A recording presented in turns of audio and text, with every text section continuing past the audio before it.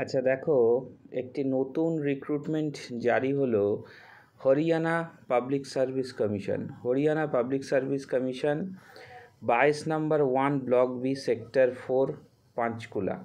Advertise নম্বর 42-67 of 2024। Date of advertisement বেরিয়েছে 2/8/2024। কী বলছে? The commission invites online applications from eligible candidates for the post of assistant professor college cadre in various subjects in higher education department Haryana, for which the guidelines and steps for submission of online application from by the candidate are as under.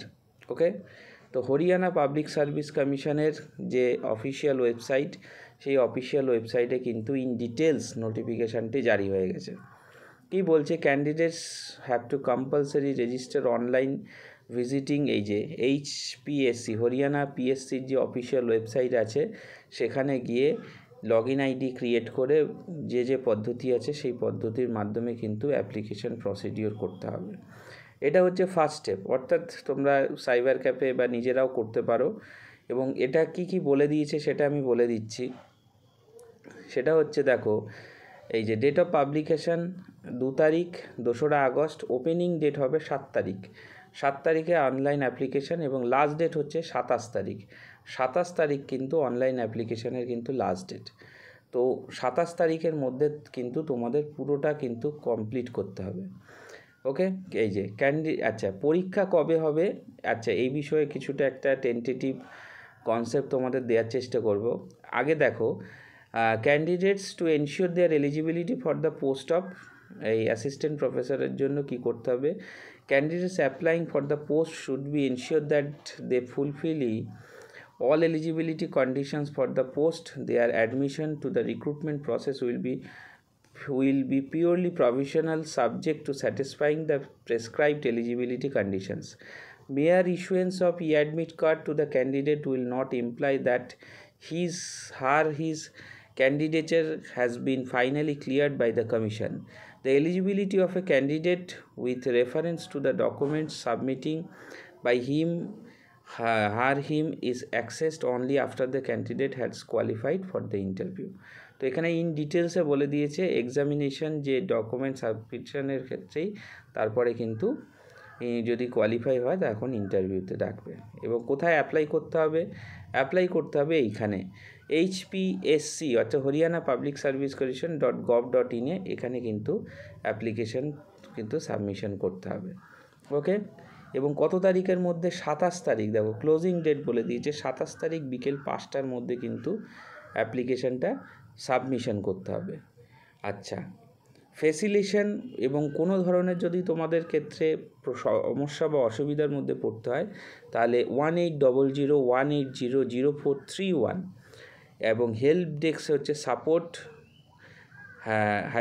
HPSC@HRY.gov.in এ যে কোনো working ডেটে সকাল 10টা থেকে বিকেল 4টের মধ্যে তোমরা এ সম্পর্কে কিন্তু জানতে পারবে। তো এইটা হচ্ছে হরিয়ানা পাবলিক সার্ভিস কমিশনের হেল্প ডেস্ক ফেসিলেশন এর যে কাউন্টার, সেখান থেকে ইন ডিটেলসে তোমাদের যে প্রসিডিওর সেখানে কিন্তু ইন ডিটেলস জানতে পারবে। এক্ষেত্রে বলে দিই, ভ্যাকেন্সি তোমরা দেখে নেবে।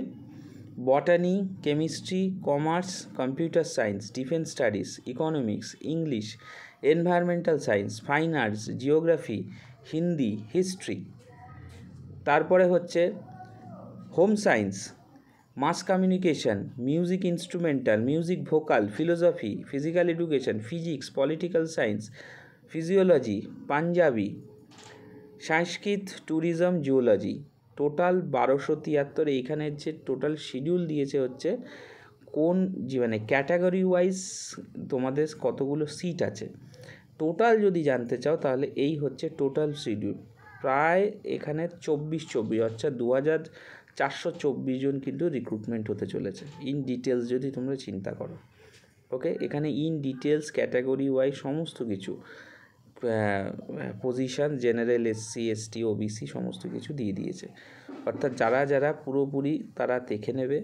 এবং এখানে যে ক্যাটাগরি দিয়েছে general, SC, OBC A, OBC B, EWA ex serviceman, personal with benchmark disability, এটা ফিজিক্যালি হ্যান্ডিক্যাপ যেগুলো ক্যাটাগরি থাকে। এবং অ্যাসিস্ট্যান্ট প্রফেসরের জন্য কী কী এলিজিবিলিটি ক্রাইটেরিয়া তোমরা সকলেই জানো, আমি তাও বলে দিচ্ছি। 55 মাস্টার্সে লাগবে, 55। এই যে good academic record with a masters degree 55% or an economic grade position where grading system as follows: in a concerned relevant allied subject from an individual, okay, আচ্ছা, ইন্ডিভিজুয়াল আছে foreign country, knowledge on Sanskrit Indian মেকো ম্যাট্রি higher education, এইটা কিন্তু তোমাদের কিন্তু জানতে হবে। এটা তাদের জন্য যারা সিবিএসসি বোর্ডে পড়েছে তাদের ক্ষেত্রে এটা সুবিধা হবে।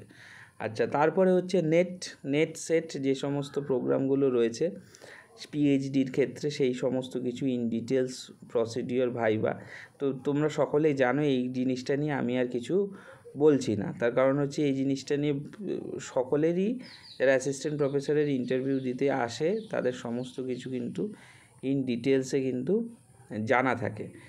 তো যারা যারা যে সমস্ত ক্যান্ডিডেটদের ক্ষেত্রে তাদের প্রত্যেককে বলবো এই জিনিসটা খুব ভালো করে হরিয়ানা পাবলিক সার্ভিস কমিশনের যে অফিসিয়াল ওয়েবসাইট আছে সেই অফিসিয়াল ওয়েবসাইট বা আমার এই ভিডিওটি পজ করে করেও কিন্তু তোমরা ইন ডিটেলস শিডিউলটা কিন্তু পড়তে পারবে। তো সেক্ষেত্রে কোনো প্রকার অসুবিধা হবে না।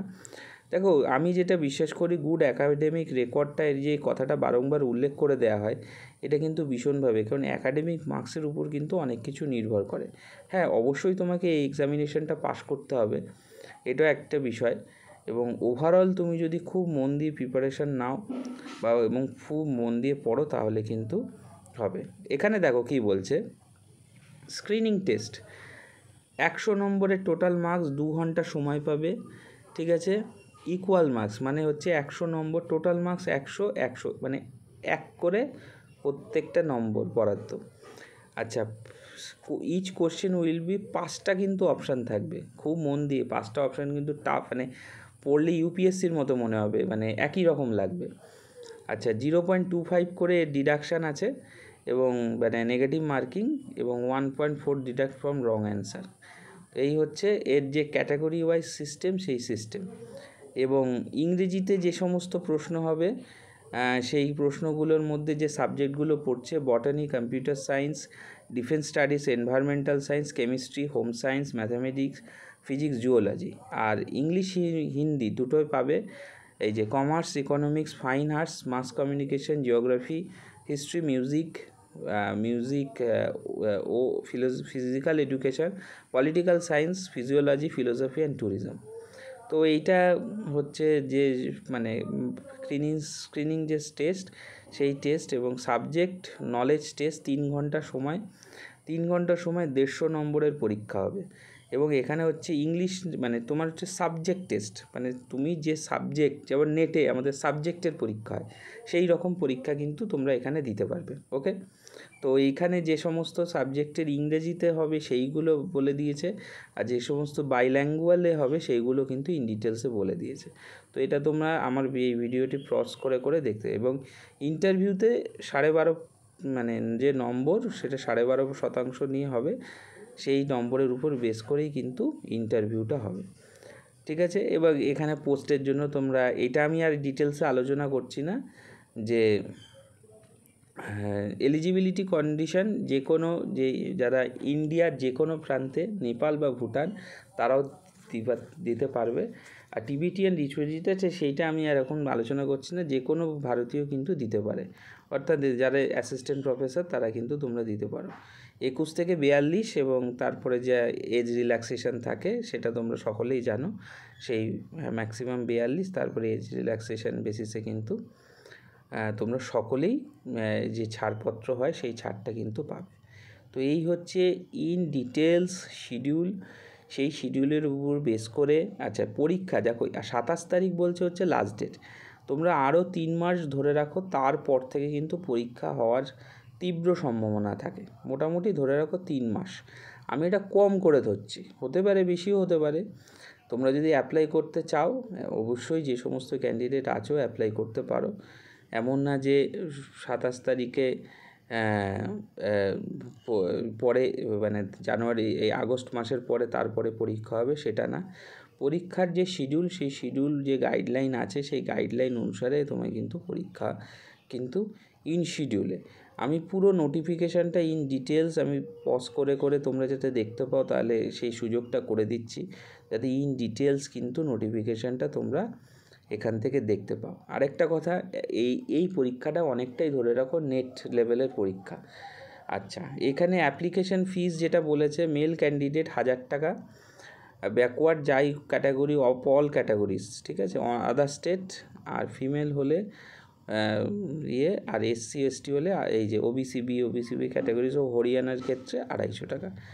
এটা পুরো ইন ডিটেলসে বলে দিয়েছে, তো এইটা তোমরা ইন ডিটেলসে, আর ডিসেবিলিটিস হলে কোনো প্রকার চার্জ নেবে না। ওকে, আরেকটা জিনিস সেটা হচ্ছে যেটা আমি বলছিলাম, যে এখন থেকে যদি তুমি প্রিপারেশান নিতে থাকো তাহলে কিন্তু তোমার কিন্তু সুবিধা হবে। কারণ অলরেডি যারা নেটস এগুলো কি জমা দেবে, document should be uploaded in application form, scan copy, fully scan copy, signature করে, স্ক্যান সিগনেচার। আচ্ছা, তারপর এই যে কোয়ালিফিকেশান, মাধ্যমিক, HS graduation, MPhil, PhD, net সেটের যে সমস্ত কাগজ, আর সার্টিফিকেট, যদি যার যে সার্টিফিকেট আছে OBC গভর্নমেন্টের ইস্যু করা, সেই সমস্ত সার্টিফিকেট, তারপর আধার কার্ড যা থাকে সেইগুলো, ডোমিসাইল সার্টিফিকেট, আদার স্টেট হলে তাদের সেই সমস্ত সার্টিফিকেট কিন্তু তারা দিতে পারবে। যারা গভর্নমেন্ট জব করে তাদের NOC লাগবে। গভর্নমেন্ট যদি জব করে থাকো তাহলে, অন্যান্য ডিপার্টমেন্টে আছে, তারা বিভিন্ন পোস্টে বসে আছে, তাদের ক্ষেত্রে নো অবজেকশন সার্টিফিকেট এখানে বলেই দিয়েছে। দেখো, the candidate should join service of any government, quasi government organisation after the submission has extended bond, no object certificate will have to produced at the time of, ওই যে মানে কোনো প্রকার যাতে সমস্যা না হয় সেই জন্য ইন ডিটেলসে এখানে পুরোটা ইন ডিটেলসে কিন্তু আলোচনা করে দিয়েছে। মানে কোনো রকমের যদি যাতে তোমরা কোনো রকম সমস্যা যাতে পথে না হয়, সেই সমস্ত কিছু যাতে কোনো রকম, কারণ দেখো এটা তো একটা পাবলিক সার্ভিস কমিশন, যে কোনো আমাদের যেরকম WBPSC হয় তেমনি এটা হরিয়ানাতে হচ্ছে। তো এইখানকার যে রুলস এবং গাইডলাইন্স পুরো দিয়েছে, সেই সমস্ত কিছু যে সিস্টেম বা পদ্ধতিতে Haryana public service commission conduct করে থাকে, সেইভাবে তোমাকে মেনে কিন্তু পরীক্ষাটা দিয়ে আসতে হবে। তুমি আদার স্টেট হতে পারো, যে কোনো স্টেটের হতে পারো, তোমাদের ক্ষেত্রে একই যে সিস্টেম বা প্রসিডিওর বলতে পারো, সেই প্রসিডিওর। তো খুব মন দিয়ে এখন থেকে যদি প্রিপারেশান নাও, অবশ্যই চেষ্টা অবশ্যই কিন্তু করতে পারো, যদি খুব ভালো প্রিপারেশান থাকে হয়তো পেয়েও যেতে পারো।